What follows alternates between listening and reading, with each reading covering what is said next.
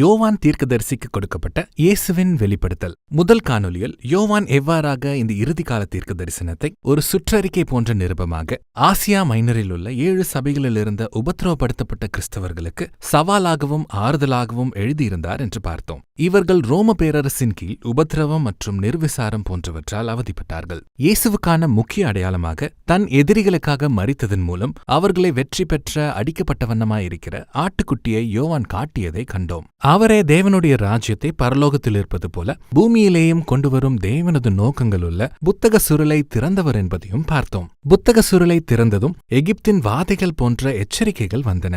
பார்வோனைப் போல தேசங்களும் மனம் திரும்பவில்லை. பின்னர் யோவான் ஆட்டுக்குட்டியானவரின் பல இனத்தார் அடங்கிய சேனையை அறிமுகப்படுத்துகிறார். புத்தக சுருளை திறந்தது அவர்களுக்கு இருக்கும் வித்தியாசமான பணியை வெளிக்காட்டியது. ஆட்டுக்குட்டியானவரின் மாதிரியை பின்பற்றி மிருகத்தனமான தேசங்களுக்கு தேவனுடைய நீதியையும் இரக்கத்தையும் வெளிக்காட்டுவதே அந்த பணியாகும். அது அவர்களை கொன்றாலும் இதை செய்ய வேண்டும். அவர்கள் ஆட்டுக்குட்டியானவரைப் போல தங்கள் ஜீவனை கொடுப்பதன் மூலமாக அந்த மிருகத்தை வெற்றி கொள்வார்கள். இது தேசங்களை மனம் திரும்புதலுக்கு நேராக நடத்தும். இந்த புத்தகத்தின் மீதி பகுதியில யோவான் இந்த மிருகத்தையும் தேவ ஜனங்களுடன் அவன் நடத்தும் யுத்தத்தையும் அனைத்தும் எவ்வாறாக முடிவடையும் என்னும் காட்சியை யோவான் காட்டப் போறாரு. 7 எக்காலங்களுக்கு அப்புறம் யோவான் 7 என்ற தொடரை அடையாளங்கள் என்று சொல்லப்படுகிற சில தொடர்ச்சியான தரிசனங்களை கொண்டு நிறுத்துறாரு. இந்த சொல்லுக்கு குறியீடுகள் என்று பொருள். இந்த அதிகாரங்கள் முழுவதும் அவற்றால் நிறைந்திருக்கின்றன. இந்த தரிசனங்கள் திறக்கப்பட்ட புத்தக சுருளின் செய்தியை ஆழமாக விவரிக்கின்றன. முதலாவது உலகங்களுக்கு இடையிலான ஆன்மீக யுத்தத்தை பற்றி சொல்கிறது. இதுவே 7 சபைகளுக்கும் ரோமர்களால் துன்புறுத்தப்படுவதன் பின்னணியில் இருக்கின்றது. ஆதியாகமம் 3ஆம் அதிகாரத்திலேயே துவங்கிவிட்ட ஆதி காலத்து பிரச்சனையை வெளிக்காட்டுகிறது. அனைத்து தீமைகளையும் அடையாளப்படுத்துகின்ற சர்ப்பம் இங்கே வலு சர்ப்பம் என்று காட்டப்படுகிறது. அது ஸ்திரீயையும் அவரது வித்தையும் தாக்குகிறது. இது மேசியாவையும் அவரது மக்களையும் குறிக்கின்றது. பின்னர் மேசியா தன் மரணத்தாலும் உயிர்த்தெழுதலாலும் வலு சர்ப்பத்தை தோற்கடிக்கிறார். அது பூமிக்குள் தள்ளப்படுகிறது. அங்கே வலு சர்ப்பம் வெறுப்பையும் மேசியாவின் மக்கள் மீது உபத்திரவத்தையும் தூண்டுகிறது. ஆனால் அவர்கள் வலு சர்ப்பத்தின் பாதிப்பை எதிர்ப்பதன் மூலம் அது அவர்களை கொன்றாலும் கூட அதன் மீது வெற்றி கொள்கிறார்கள். ரோமாபுரியோ வேறு எந்த தேசமோ மனிதனோ உண்மையான எதிரி இல்லைன்னு திருச்சபைகளுக்கு சொல்ல விரும்புகிறார் யோவான். இருண்ட பொல்லாத கிரியைகள் செயல்பட்டுக் கொண்டு இருந்தன.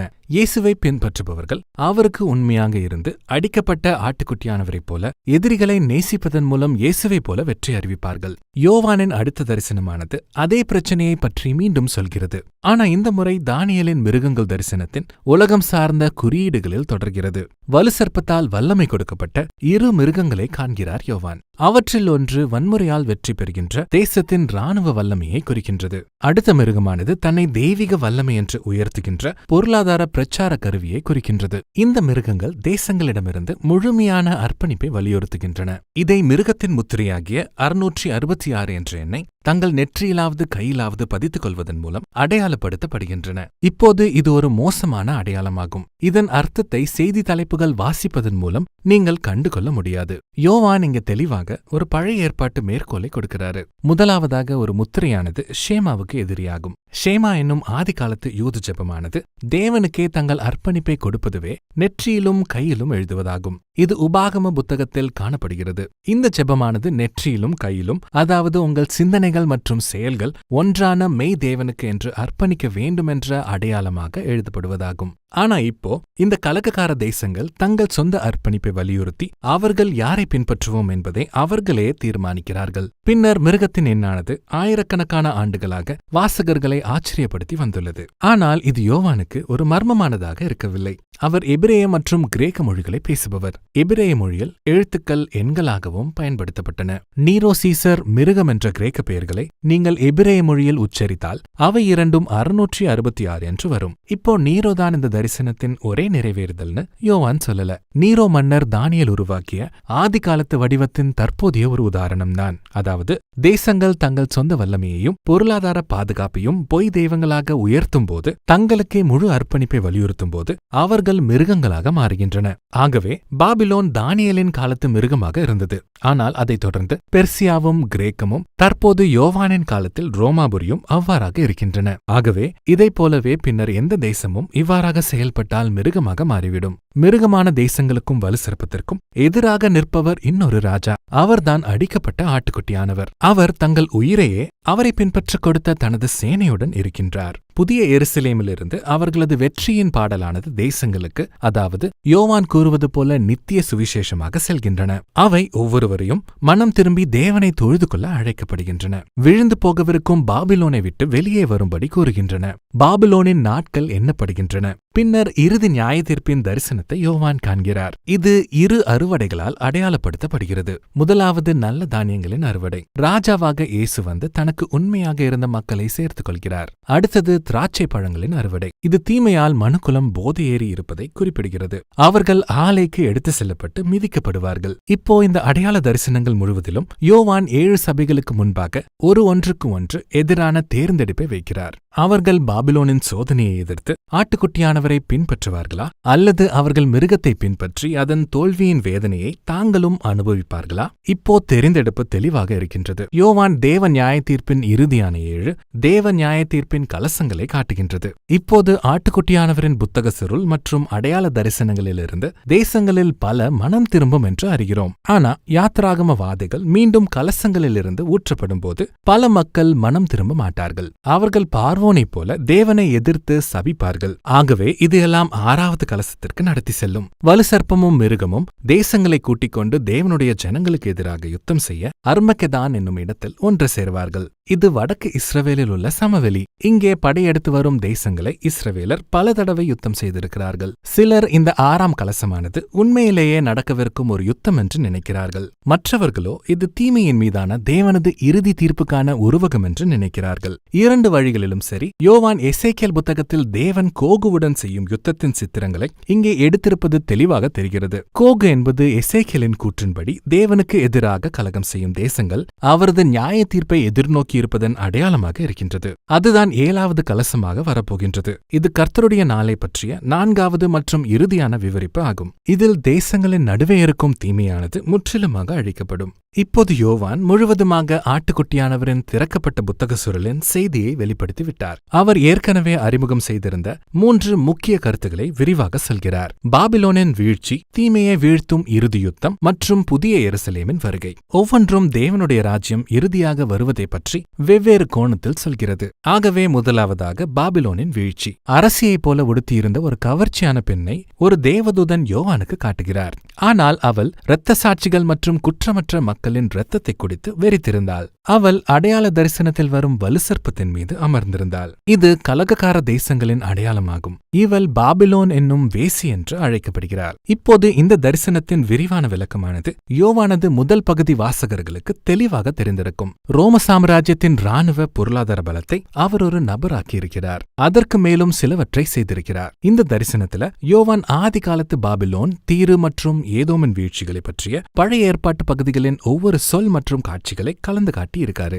ரோமாபுரி எவ்வாறு தேவனுக்கு எதிரான மனித கலகத்தை பற்றிய பழைய ஏற்பாட்டின் புதிய வடிவமாக தற்போது இருக்கிறது என்று யோவான் காட்டுகிறார். அவர்கள் எல்லோரும் ஒன்று கூடி தேசங்களை உருவாக்கி தங்கள் சொந்த பொருளாதார இராணுவ பாதுகாப்பை உயர்த்தி ஒரு பொய் கடவுளாக்குகிறார்கள். இது கடந்த காலத்திற்கோ எதிர்காலத்திற்கோ மட்டுமே மட்டுப்படுத்தப்பட்டுள்ள ஒன்று அல்ல. இது வரலாறு முழுவதும் மனிதனின் நிலையை வெளிக்காட்டும் சித்திரமாகும். இயேசு திரும்ப வந்து தனது ராஜ்யத்தால் பாபிலோன்களை அகற்றும் வரைக்கும் பாபிலோன்கள் வந்து போகும். ஆனால் இயேசுவின் ராஜ்யம் எப்படி வரும்? இதுவரைக்கும் கர்த்தரின் நாள் என்பது அக்கினி, நில அதிர்ச்சி மற்றும் அறுவடை என்றே விவரிக்கப்பட்டு இருந்தது. இப்போது அது இறுதி யுத்தம் என்று 2 முறை சொல்லப்படுகின்றது. இது இரத்த சாட்சிகள் கனப்படுத்தப்படுவதில் முடிவடைகிறது. இப்போது யோவான் நம்மை 6வது கலசத்திற்கு அழைத்து செல்கிறார். இங்கே தேசங்கள் தேவனை எதிர்க்க ஒன்று கூடுகின்றன. திடீரென இயேசு தோன்றுகிறார். அவர் உன்னத நாயகன். அவர் தேவனுடைய வார்த்தையாக வெள்ளை குதிரையில் சவாரி செய்கிறார். அவர் உலகத்தின் தீமைகளை வெற்றி கொள்ள ஆயத்தமாக இருக்கிறார். ஆனா நீங்க கவனிச்சு பார்த்தீங்கன்னா யுத்தத்திற்கு முன்பாகவே அவர் இரத்தத்தால் கரைப்படுத்தப்பட்டு இருக்காரு. ஏனென்றால் அது அவரது சொந்த ரத்தம். அவரது ஒரே ஆயுதம் அவரது வாயின் வார்த்தைதான். இது ஏசாயாவிலிருந்து எடுக்கப்பட்ட காட்சி. அர்மகெதானை பற்றிய யோவானின் விவரிப்பு என்னவென்றால் அது இரத்த வெள்ளமாக இருக்காது. மாறாக தனது எதிரிகளுக்காக தனது சொந்த இரத்தத்தை சிந்திய இயேசு இப்போது நீதியை அறிவிக்க வருகிறார். தேவனது நல்ல உலகத்தை கெடுத்து அதற்காக மனம் திரும்பாமல் இருந்தவர்களை கணக்கு ஒப்புவிக்க வைப்பார். தேவனது உலகத்தின் மீது அவர்கள் அவிழ்த்துவிட்ட அழிக்கும் நகரத்தின் அக்கினியிலேயே வீழுவது தேவ நீதியாக மாறுகிறது. இதற்கு பின்னர் பாபிலோனால் கொலை செய்யப்பட்ட இயேசுவை பின்பற்றுபவர்கள் பற்றி யோவான் ஒரு தரிசனத்தை காண்கிறார். செய்கிறார். அவர்கள் மீண்டும் உயிர் பெறுகிறார்கள். அவர்கள் மேசியாவுடன் 1000 வருடங்கள் அரசாளுகிறார்கள். அதுக்கப்புறமா தேவனுக்கு எதிராக மக்களை கலகம் செய்ய தூண்டிய வலுசற்பமானது உலகத்தின் தேசங்களை திரட்டி தேவ ராஜ்யத்திற்கு எதிராக கலகம் செய்ய வைக்கிறது. ஆனா தேவனது நீதியின் சிங்காசனத்திற்கு முன்பாக அவர்கள் அனைவரும் நித்திய தோல்வியின் விளைவை சந்திக்கிறார்கள். இவ்வாறாக பொல்லாத தீமையின் கிரியைகளும் தேவ ராஜ்யத்தில் பங்கேற்க விரும்பாதவர்களும் அழிக்கப்படுகிறார்கள். அவர்கள் விரும்பியதையே அவர்கள் பெற்றுக்கொள்கிறார்கள், அதாவது தாங்களே தங்களுக்காக வாழுதல். ஆகவே வலுசற்பமும் பாபிலோனும் அவைகளை தேர்ந்தெடுத்தவர்களும் நித்திய காலமாக தனிமைப்படுத்தப்படுவார்கள். இனி ஒருபோதும் தேவனது புதிய சிருஷ்டியை அவர்கள் கரைப்படுத்த முடியாது. இப்போது 1000 வருட அரசாட்சிக்கும் இந்த இரு யுத்தங்களுக்கும் உள்ள உறவை பற்றிய பல விவாதங்கள் இருக்கின்றன. சிலர் இது வரிசையாக நடக்கும் நிஜமான நிகழ்வுகள் என்று எண்ணுகிறார்கள். இயேசுவின் வருகை, அதைத் தொடர்ந்து உலகத்தில் நடக்கும் 1000 வருட அரசாட்சி, பின்னர் தேவனின் இறுதி நியாய தீர்ப்பு. மற்றவர்களோ 1000 வருட அரசாட்சி என்பது இயேசு மற்றும் இரத்த சாட்சிகள் தற்போதைய பொல்லாத தீமையின் மேல் வெற்றி பெற்றதை குறிக்கும் அடையாளம்தான் என்று நினைக்கிறார்கள். இரு யுத்தங்களும் இயேசுவின் வருங்கால வருகையின் இருவேறு கோணங்கள் என்கிறார்கள். நீங்க எந்த கோணத்தை ஆதரித்தாலும் முக்கியமான கருத்து தெளிவாக இருக்குது. இயேசு ராஜாவாக மீண்டு வரும்போது அவர் தீமையை முற்றிலுமாக ஒழித்து அவருக்கு உண்மையாக இருந்தவர்களை கனப்படுத்துவார். பூமிக்கும் வானத்திற்குமான திருமணம் பற்றிய இறுதி தரிசனத்துடன் இந்த புத்தகம் நிறைவடைகிறது. ஒரு தேவதூதன் யோவானிடத்தில் புதிய சிருஷ்டியை அடையாளப்படுத்தும் ஒரு அழகான மணவாட்டியை காட்டுகிறார்.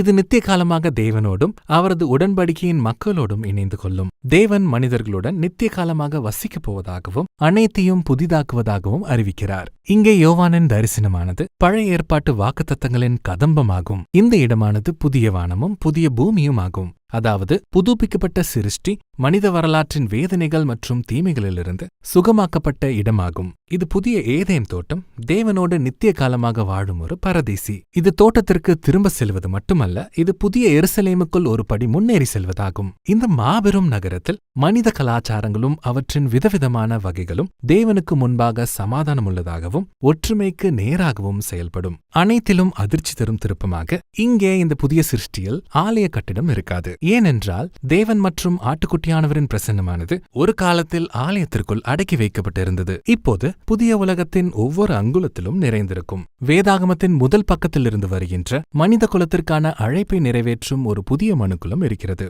அதாவது தேவ சாயலோடு ஆட்சி செய்தல், தேவனுடன் கூட்டணியாக இந்த சிருஷ்டியை புதிய எல்லைக்குள் அழைத்து செல்லுதலாகும். இவ்வாறாக யோவானின் இறுதிக்கால காப்பியமாக முழு வேதாகமத்தின் சரித்திரம் நிறைவடைகிறது. யோவான் இந்த புத்தகத்தை நீங்கள் இயேசுவின் வருகை எப்போது இருக்கும் என்று கண்டுபிடிப்பதற்கான ஒரு இரகசிய குறியீடாக எழுதவில்லை. இது முதல் நூற்றாண்டு திருச்சபைகளுக்கும் அதன் பின் வரும் ஒவ்வொரு தலைமுறைக்கும் நம்பிக்கையையும் சவாலையும் கொடுத்த ஒரு அடையாளமான தரிசனமாக இருந்தது. இது வரலாற்றின் வடிவத்தையும் தேவனின் வாக்குத்தத்தத்தையும் வெளிப்படுத்துகிறது. ஒவ்வொரு மனித ராஜ்யமும் இறுதியில் பாபிலோனாக மாறிவிடும். அதை அடிக்கப்பட்ட ஆட்டுக்குட்டியானவரின் இரத்தத்தால் நாம் எதிர்க்க வேண்டும். ஆனால் ஒரு வாக்குத்தத்தம் இருக்கிறது. இந்த உலகத்தை நேசித்து அதற்காக மரித்த இயேசு பாபிலோனை தண்டிக்காமல் விடமாட்டார். ஒரு நாள் அவர் மீண்டும் வந்து தீமையை தனது நல்ல உலகத்தில் அகற்றி அனைத்தையும் புதிதாக்குவார். இந்த வாக்குத்தத்தம் தான் ஒவ்வொரு தலைமுறையிலும் தேவ ஜனங்களுக்கு ராஜா மீண்டும் வரும் வரைக்கும் அவருக்கு உண்மையாக இருக்க வேண்டும் என்ற உற்சாகத்தை தரும். இதுதான் வெளிப்படுத்தல் புத்தகத்தின் செய்தியாகும்.